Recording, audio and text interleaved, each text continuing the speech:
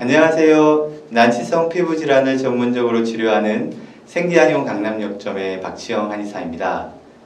제가 2012년도부터 네이버 지식인 상담 한의사 활동을 해오고 있습니다. 이번 시간에는 네이버 지식인에 올라온 질문을 답변 드리도록 해보겠습니다.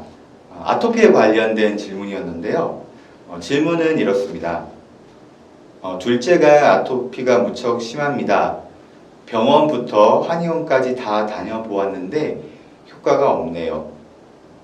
어디서 보니 환경적인 게 크다고 하더라고요. 친구네는 강원도 산골로 이사를 가서 효과가 조금 있다던데 저희는 그럴 만한 처지가 아닙니다. 좋은 아토피 치료법이 없나요? 늘 아토피 치료법 때문에 고민이에요. 이러한 실제 사례입니다. 오늘날까지도 이 아토피 피부염에 대해서는 그 정확한 발병 기전이 밝혀져 있지 않습니다. 그렇기 때문에 당연히 명확한 치료법도 제시되고 있지 않는 것이 안타까운 현실이죠. 이 아토피의 발병 기전을 크게 두 가지로 설명드릴 수 있습니다. 이 아토피 발생 기전은 인사이드 아웃 그리고 아웃사이드 인이라고 이렇게 설명을 드리는데요. 첫 번째 인사이드 아웃은 면역학적인 요인으로 인해서 이 피부 쪽으로 증상이 발현된다는 그런 개념이죠. 이 면역학적인 교란, 손상으로 인해서 이 증상들이 피부로 발현이 된다. 이런 개념이고요. 아웃사이드 인은 제가 지난번 시간에 다뤄드린 내용인데요. 이 손상된 피부 장벽을 통해서 외부의 알러젠들이 침입하게 되고 그로 인한 염증 반응들이 나타나는 거예요. 그래서 이 두 가지 요인들이 서로 긴밀하게 연결되어 있다는 것이 아토피의 주된 발병 기전 이론입니다. 이 인사이드 아웃을 보면요. 한의학적으로도 굉장히 밀접한 관련이 있어요. 제 경험상 아토피에 잘 걸리는 체질이 있습니다. 한의학에서는 이 면역의 대체적인 용어로 체질이라는 말을 쓰죠. 이 아토피에 잘 걸리는 체질이 특히 위장관이 약한 소민 그리고 폐, 기관지 쪽이 약한 태음인들이 많이 발생을 합니다. 상대적으로 소양인이나 태양인들은 발생 확률이 무척 떨어져요. 이 위장관이나 폐, 기관지의 점막들도 피부에 중요한 면역 장벽 역할을 하죠. 그렇기 때문에 이 위장관이 약한 소음인들과 폐, 기관지 점막이 약한 태음인들이 유전적으로 이 아토피에 잘 걸리는 체질이라고 설명드릴 수가 있겠습니다. 특히 이 태음인들 같은 경우에는 폐, 기관지 쪽이 약하다 보니까 이 아토피 피부염과 함께 알레르기성 비염이나 천식을 같이 동반을 하게 되는데요. 아토피 피부염에 걸린다고 해서 이 알레르기 행진이 나타나거나 이 알레르기 질환을 합병하게 되는 건 아니거든요. 근데 제 임상 경험상 태음인들에게서는 이러한 경향성이 뚜렷한 걸로 판단이 됩니다. 따라서 이건 어쩔 수 없는 유전적인 요인이죠. 예, 유전적인 면역학적인 그런 요인입니다. 많은 분들이 체질이 바뀌는지 여쭤보시는데요. 이 태음인 체질은 평생 태음인 체질로 살아가게 됩니다. 그리고 소음인 체질도 평생 소음인 체질로 살아가게 되고요. 하지만 이 태음인 체질들이 면역 균형이 잘 이루어지는 건강한 체질로 바뀔 수가 있는 거죠. 그걸 한의학적으로 체질 개선이라고 설명드릴 수가 있겠습니다. 이 타고난 혈액형은 바뀔 수가 없지만 이 혈액 성상을 건강하게 바꿀 수가 있다는 이런 표현으로 이해하실 수 있겠습니다. 그리고 들어보신 분도 계시겠지만 이 면역학적인 요인으로 위생가설이라는 것이 있습니다. 위생가설. 1900년도 후반대에 나온 이론인데요.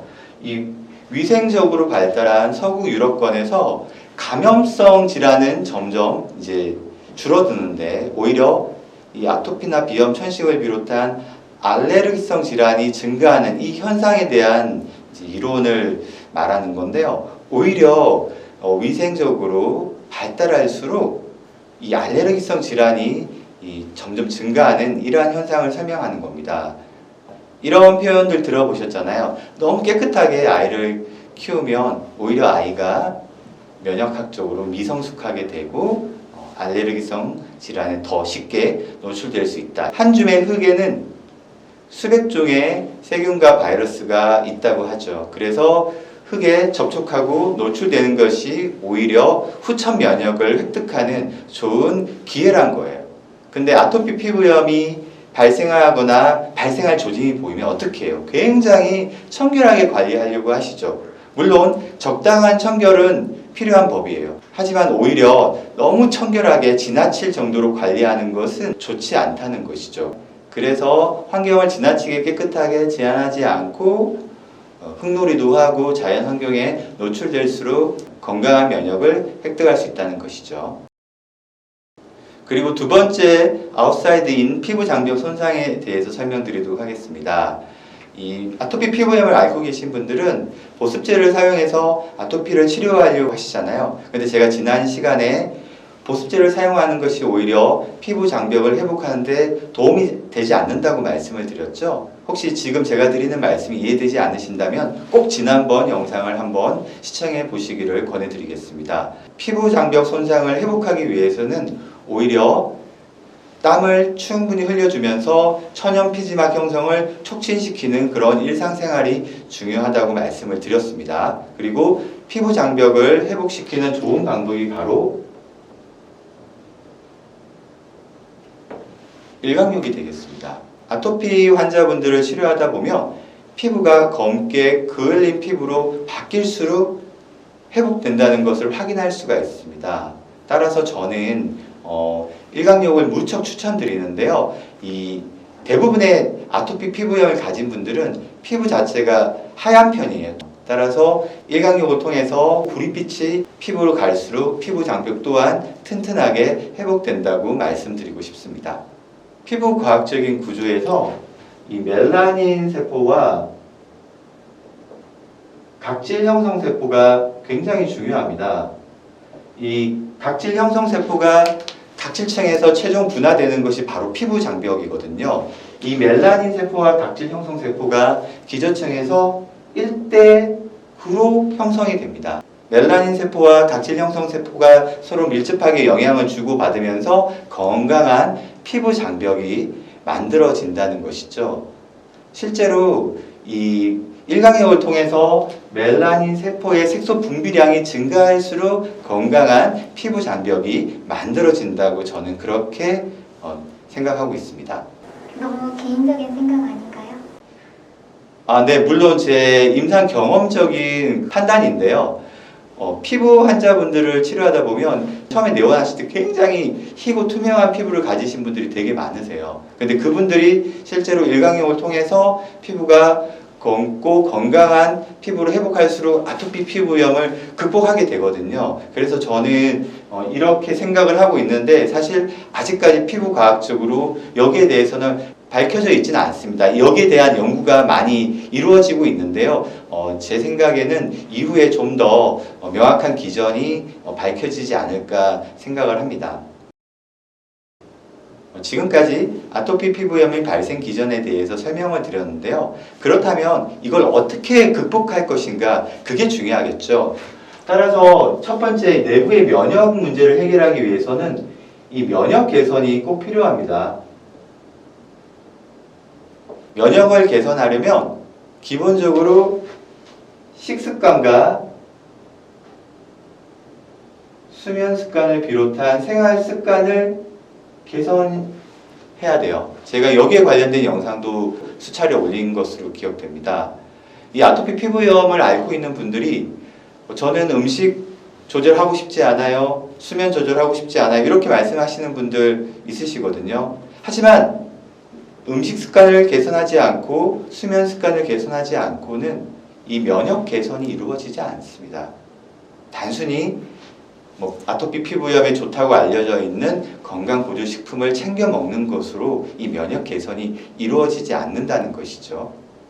면역에 좋은 음식들을 챙겨 먹기 전에 이 면역을 혼란에 빠뜨리는 그러한 생활 습관들을 개선하는 것이 무엇보다 중요하다고 말씀드리고 싶습니다.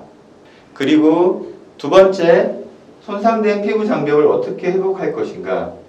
제가 지난번 영상을 통해서 올바른 보습제 사용, 그리고 최종적으로 보습제는 끊어야 한다고 말씀을 드렸습니다. 그리고 이 천연 피지막 형성을 촉진시킬 수 있는 땀 발생, 피지 발생을 촉진할 수 있도록 운동과 반신욕, 그리고 피부 장벽을 튼튼하게 하는 일광욕이 중요하다고 말씀드릴 수 있겠습니다. 이 아토피 발생이 처음에 인사이드 아웃이 되었든 혹은 아웃사이드 인으로 발생을 했든 이 두 가지 요인이 서로 긴밀하게 연결되어 있기 때문에 이 두 가지 요인을 동시에 개선시켜주는 것이 중요합니다. 이 많은 분들이 그렇다면 언제까지 내가 노력을 해야 아토피 피부염이 개선될 수 있느냐 이러한 질문들을 하시는데요. 이 아토피 피부염이 염증 반응과 진물 반응일 때는 수개월에서 1년 정도의 기간 안에 충분히 극복이 가능합니다. 하지만 이 아토피 피부염이 색소 침착과 테스나의 단계로 접어들게 되면 1년 이상의 장기간의 시간이 필요하게 됩니다. 결론적으로 무엇보다 조기에 적극적으로 치료하는 것이 중요하다고 말씀드릴 수 있겠습니다. 이번 시간에는 실제 환자분이 네이버 지식인에 올려주신 질문을 바탕으로 아토피의 발생 기전과 아토피의 극복에 대해서 설명을 드렸습니다. 시청해 주셔서 감사드립니다.